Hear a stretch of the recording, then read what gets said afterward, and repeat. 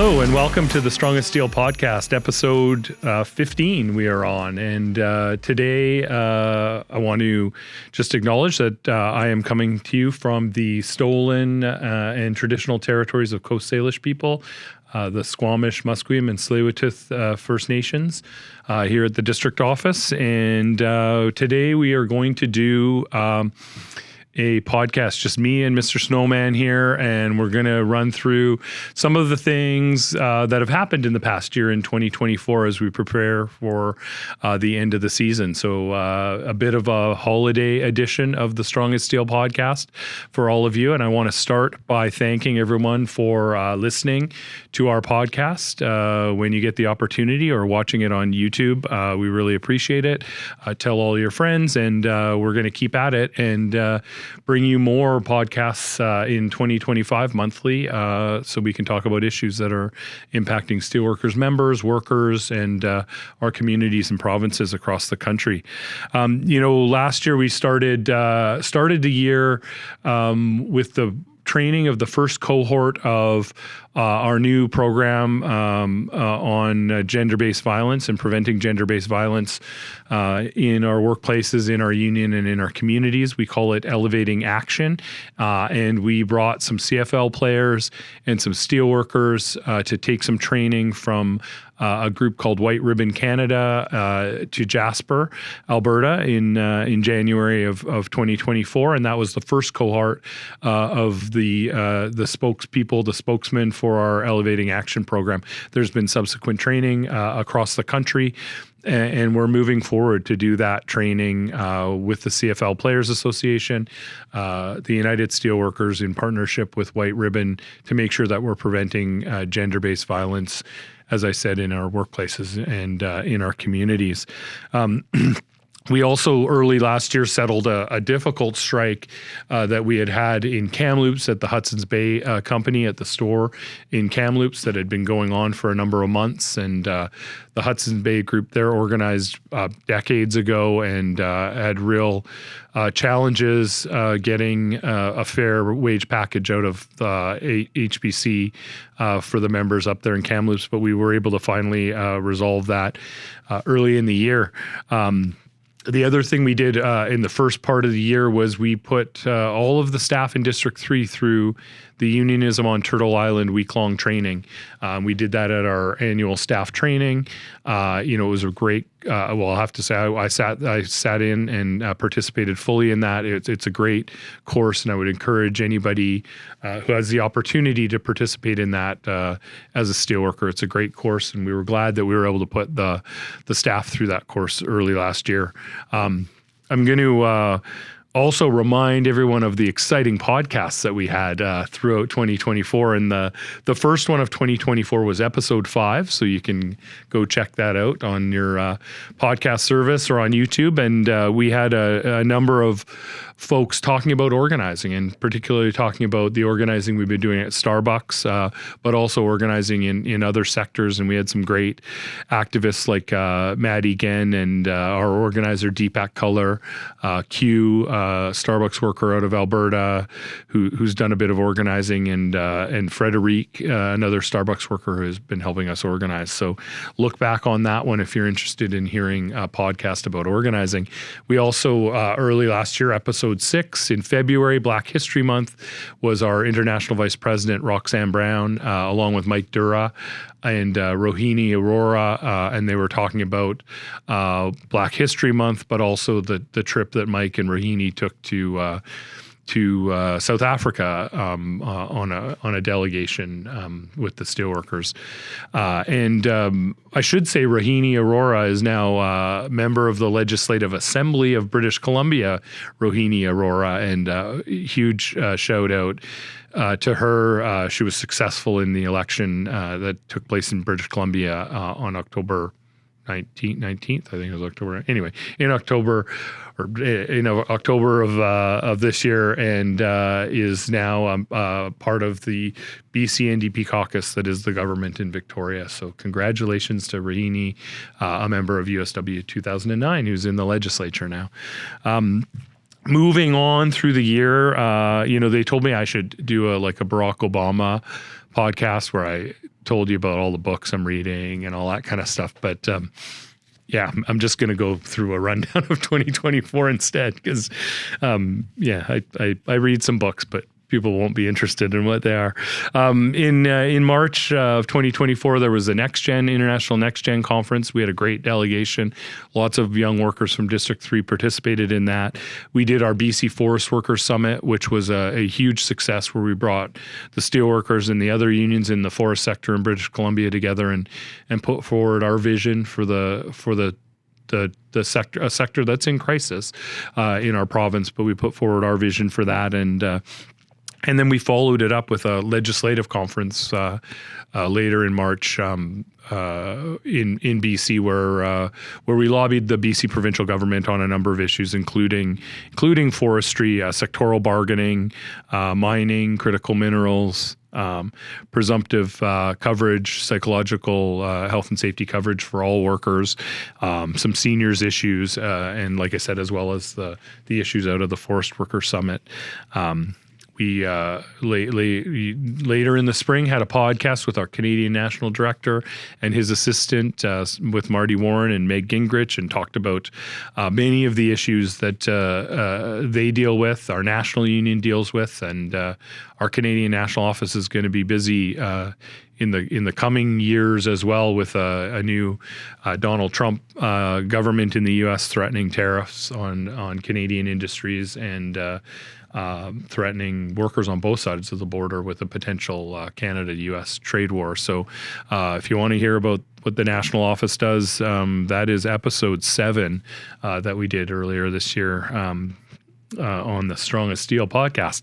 Episode 8 was about health and safety, and we had a lot of great folks out of our health and safety department talking about 2024 as the 20th anniversary of the Westray Law, in addition to being the anniversary, of course, of the Westray disaster, but the 20th anniversary of us lobbying and getting the Westray Law passed in Canada that holds corporations and their executives, or should hold corporations and their executives accountable for negligence in terms of injuries and death of their workforce. Unfortunately, we're still at our Stop the Killing, Enforce the Law campaign because far too few fatalities or serious injuries result in criminal prosecutions and criminal convictions. So we're still focusing on that Stop the Killing, Enforce the Law campaign.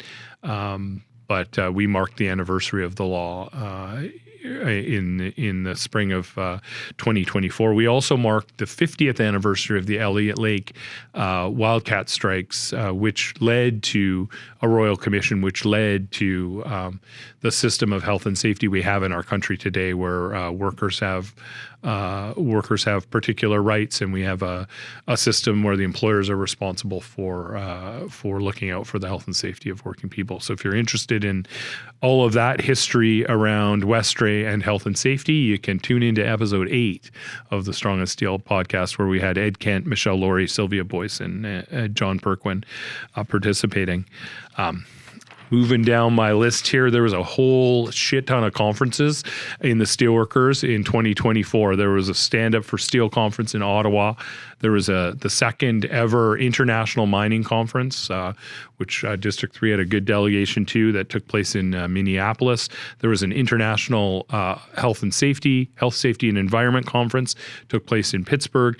There was an International Civil and Human Rights Conference that took place in Detroit, and into the fall we had the Justice Conference, which is the Canadian Health, Safety and Environment and Human Rights Conference that took place in Gatineau, Quebec. Lots of District 3 folks participated in all those conferences, and you know, like I said, it was a busy year when it comes to conferences.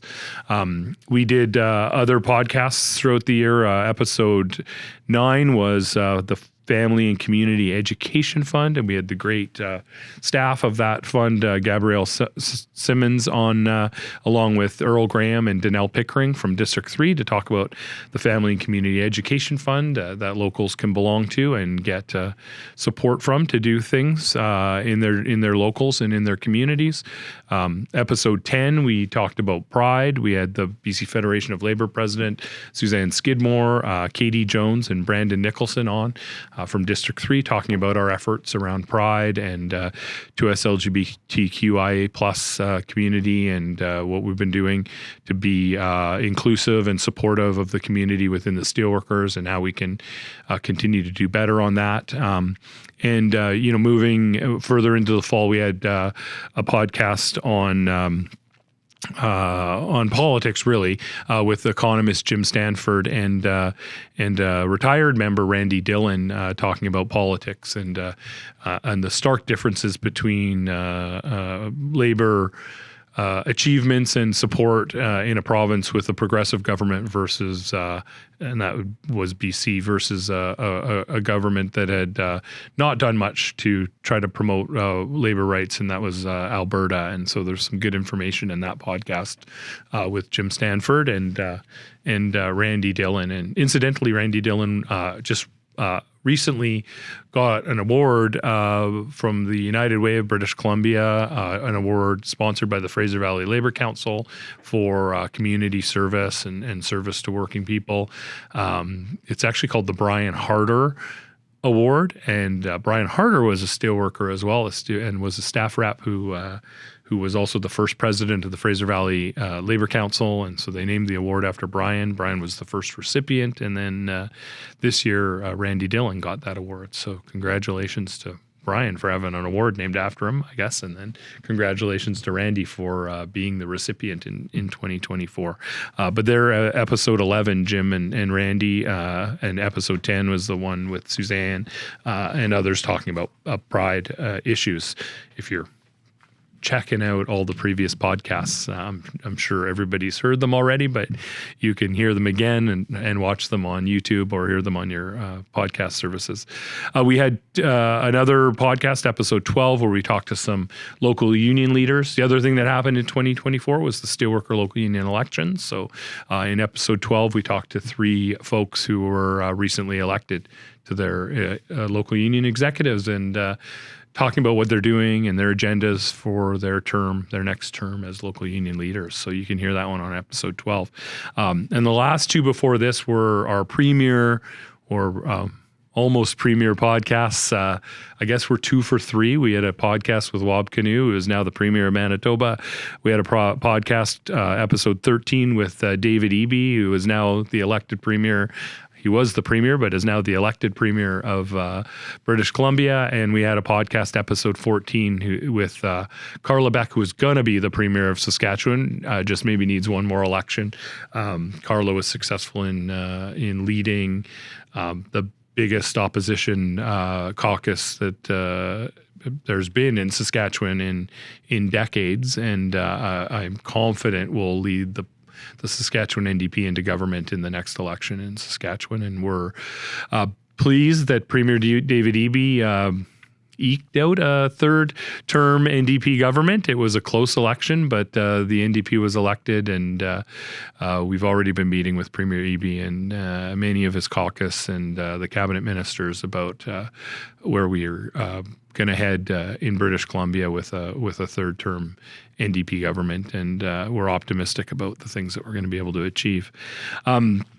Both those elections took place, and I just have to shout out to all of the steelworker activists and our staff, and Brett, who is Brett Barden out of our office, and all the facilitators. We did 7 steelworker vote classes in Saskatchewan and BC, and engaged dozens and dozens of steelworker activists for the first time in political action. Some of them were repeat political activists, but everyone was really enthusiastic about getting involved as we rightly should, as workers and union members in our electoral process. And just big shout out to all the steelworker vote classes that took place all across BC and Saskatchewan, and all of the locals, activists and members that participated in those elections.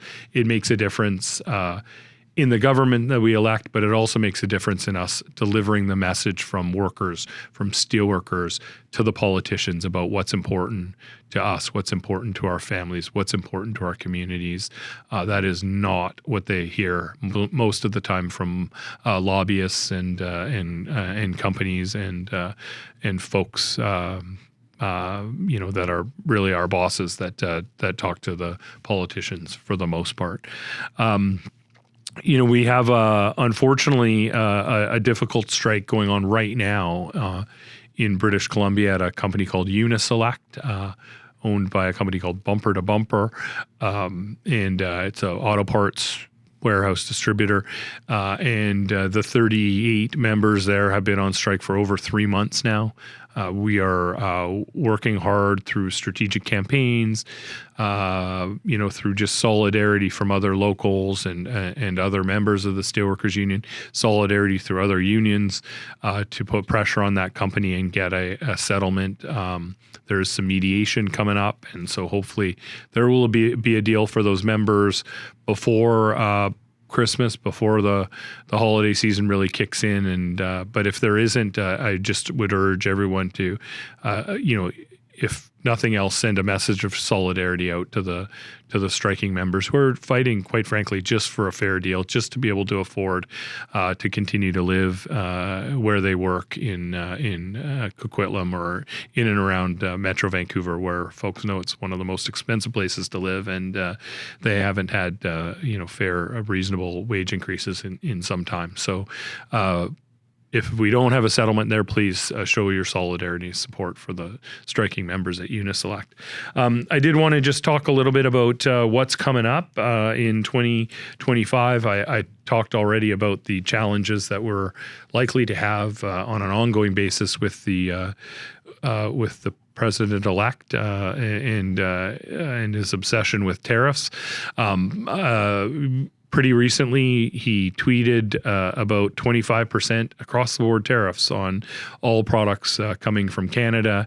I was glad that our international president and our Canadian national director responded immediately and pointed out that, while there are trade problems in both Canada and the United States, the problems are, for the most part, not with each other, and that tariffs and a potential trade war between Canada and the United States will only hurt workers on both sides of the border. And so we're, hopeful that there'll be some rational conversations about that, and that we'll be able to make sure that there aren't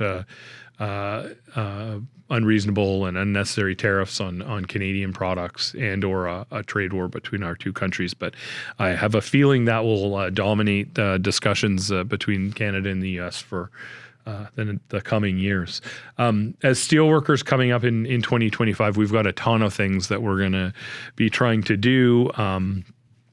We're going to try to do legislative conferences and lobby days in each of the provinces. So hopefully in the spring in BC and Saskatchewan, in the fall in Manitoba, and hopefully Alberta. We have the International Constitutional Convention coming up in April in Las Vegas, April 7th to 10th. And so that's a big event that takes place every 3 years. So we are looking forward to that, and looking forward to having a strong District 3 delegation once again up at the mics and on the floor at the International Convention. We have an Indigenous gathering, which is maybe our third or fourth National Indigenous gathering, which is going to take place in District 3, I think in Winnipeg, in the summer at some point. I'm not sure the dates have been set, but that's something that we did the first one ever in District 3, and we're going to be doing in 2025 an Indigenous gathering. We'll, of course, have the District 3 school, which always takes place in September in Cranbrook in District 3, where we have students from across the district, from all different locals, from all different industries, taking a half a dozen courses and interacting with each other. It's always a great week, and really excited about how well the District 3 school has gone the last couple of years, and looking forward to a 2025 school in September. There's going to be a national women's conference, which I also think District 3 is hosting.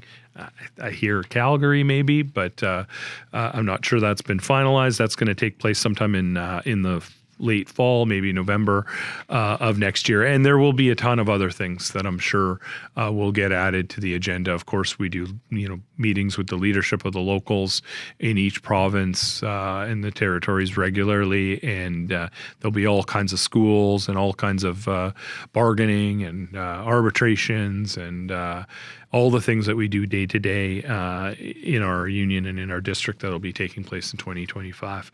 One of the conferences, and I talked about all the conferences that we had last year, but the best conference that we had last year was the District 3 conference that took place in Winnipeg. We hadn't had a District 3 conference in a number of years, and it was really exciting to see 300 or so folks gathered together to hear some speakers, to participate in workshops.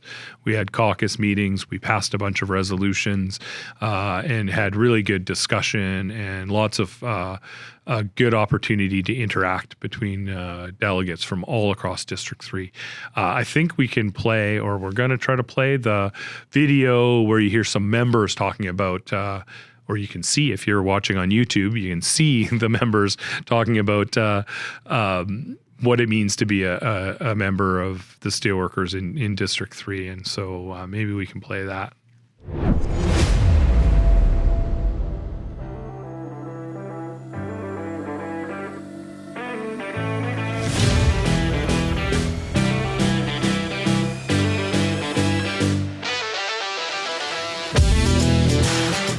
Being a steelworker gives me great pride, great empowerment, seeing that we're so united. I'm actually a third generation out at the steel plant in Regina. All the things that have been bargained by the union have definitely provided for my family, and not just my family at home today, but growing up and my parents. I'm really proud because I know that it will not help me only, but of course with my family. What a steelworker means to me is that I have the support of an entire family. I am beyond proud to be a steelworker. I've worked with a lot of different nationalities here, which is, I guess, in plots one of the best things. Like, everybody is treated equally here. The union makes a difference for me every day because I have livable wages. I have benefits. I know that when I retire, I'm going to be okay. It means fighting for the rights of everyone, not just the people that I work with, but people all around, and bettering their working conditions. The steelworkers have excellent training. They provide tools for every worker. I really appreciate all the support I've got through the years. The empowerment that the union gives you, like I've probably been educated more by the union than I have through my 12 years out of school. We had a rough go around this time. Certainly wanted to cement good language and take advantage of that, seeing Rogers was coming in. But unfortunately, they chose to lock us out. You've had enough of this crap! Yeah!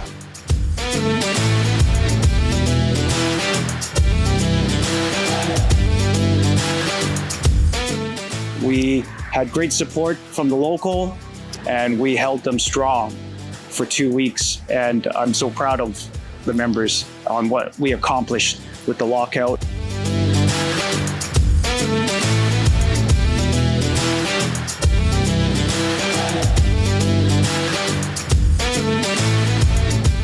My dad used to work in a mine underground, and he was scared every day that he was going to die while he was under work, but he knew he had the union to fight for things when things weren't safe.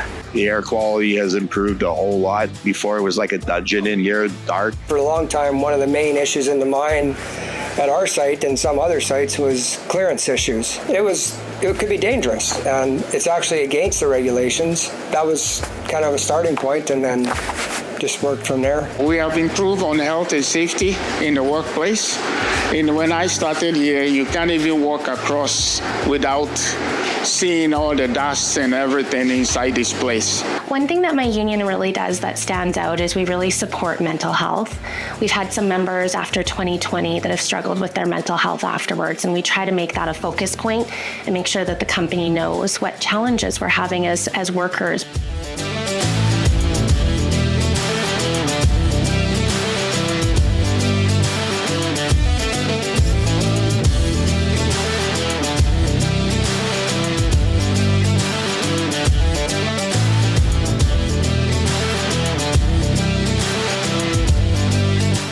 Watching members step up and get engaged is just thrilling for my heart, because what a union is a group of workers who stand up for their rights. So the more people that stand up, the stronger we all become. It's very important that workers get involved and stand up in the union. The union gives us a voice to do that without getting penalized. It's an opportunity, and if we don't do it, then nobody's going to do it for us. And it's just really amazing to see people come in not knowing what to expect, not knowing what their role in the union is or how that they can help. And when they leave, they are completely energized and they go looking for opportunities to get involved. Everybody has different things that they're good at, and by bringing us all together in solidarity and moving forward, we're seeing huge changes in our union right now. More people are getting involved, more people are getting excited. I'm very hopeful for the future, because the future looks bright. We have improved the standard of living for all the workers here. I would say solidarity, my friends.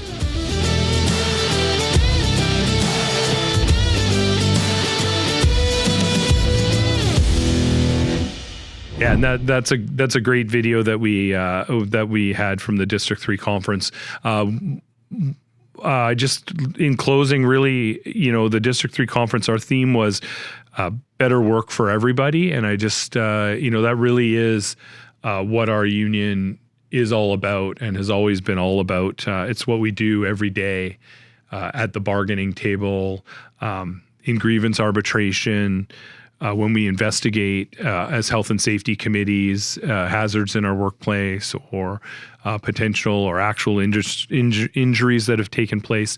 It's what we do when we're lobbying governments, when we lobbied for Westray, the Westray law or better labor laws, like the card check automatic certification legislation we now have in and anti-scab legislation, which we now have in BC and Manitoba, and federally, actually. Those are the things that we're doing all the time when we do our steelworker vote. We're talking about better for our members. We're talking about better for workers in general. We're talking about better for our families. Really, we're talking about better work for everybody, which was, as I said, the theme of our District 3 conference. And it does make a difference. We do make a difference. You all do make a difference in your workplaces, in your communities.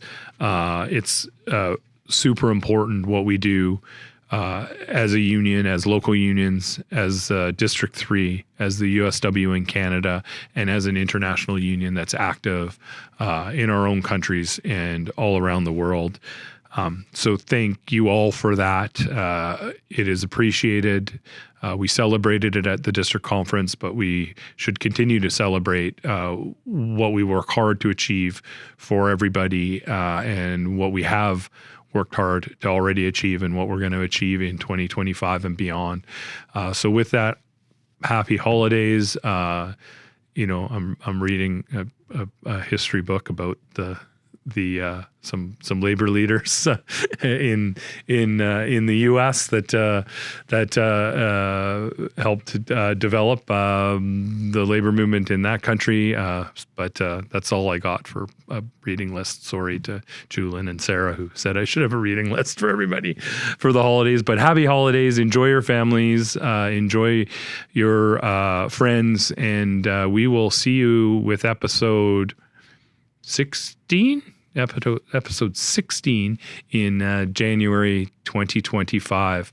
Continue to follow the podcast. Please follow District 3 on social media at USW District 3, and you can email us at d3comms@usw.ca. And thank you for joining us on this holiday edition with me and Mr. Snowman of the Strong as Steel podcast.